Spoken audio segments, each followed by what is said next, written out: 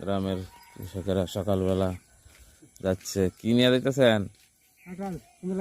গাছের কাঁঠাল। এত আগে লেগে গেছে কাঁঠাল। ভালোই তো। আজকে রাত্রেবেলা ভালো আছেন? এই কাঁঠাল কত বইরা? ভালোই তো, মানে আগুল্লা কাঁঠাল।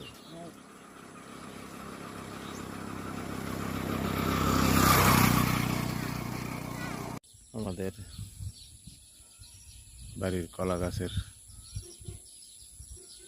কলা